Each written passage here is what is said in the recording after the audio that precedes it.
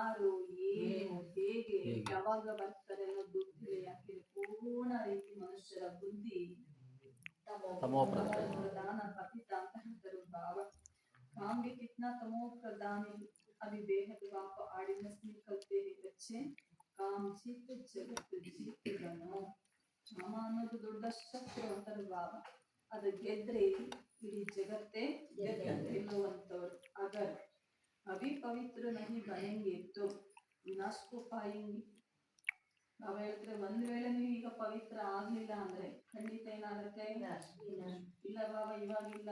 ಈ 6 ತಿಂಗಳು ಇಲ್ಲ 1 ವರ್ಷದ ಮೇಲೆ ಆಗ್ತೀವಿ 12 ವರ್ಷ ಕಳೆದೇ ಹೋಗುತ್ತೆ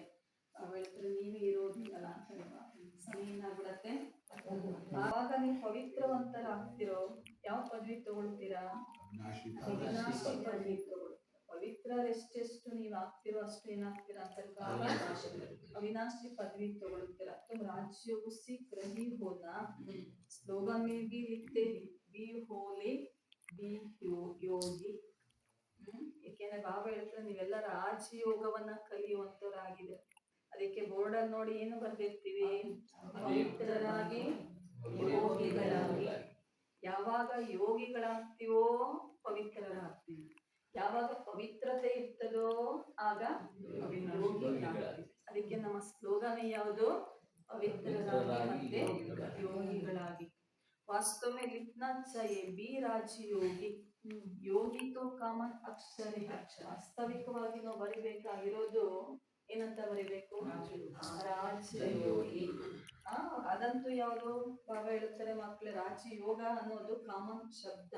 ಅದೇ ನೀವೇನಂತ ಬರಬೇಕು ಬಿ ರಾಜಯೋಗಿ ಅನ್ನುವಂತ ಮಾತು ಬರಬೇಕು ब्रह्मास योग लगाते हैं वहां भी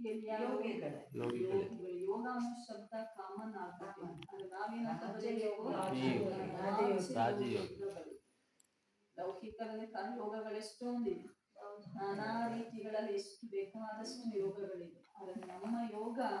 ರಾಜಯೋಗ ಅದಕ್ಕೆ ನಾವೇನಂತ ಬರೀಬೇಕು ಬೋರ್ಡಲ್ಲಿ ರಾಜಯೋಗಿ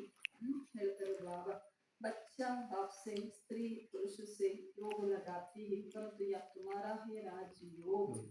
ಯೋಗ ಅಂದ್ರೆ ಎಲ್ಲಾ ರೀತಿಗೂ ಹೇಳ್ತಾರೆ ಯಾವುದು ಮಗು ತಂದೆ ಜೊತೆ ಸಂಬಂಧ ಜೋಡಿಸುತ್ತೆ ಅಥವಾ ಪುರುಷ ಏನಾದ್ರು ಸ್ತ್ರೀ ಏನ್ ಮಾಡಬಹುದು ಪುರುಷನ ಜೊತೆಯಲ್ಲಿ ಸಂಬಂಧ ಜೋಡಿಸಬಹುದು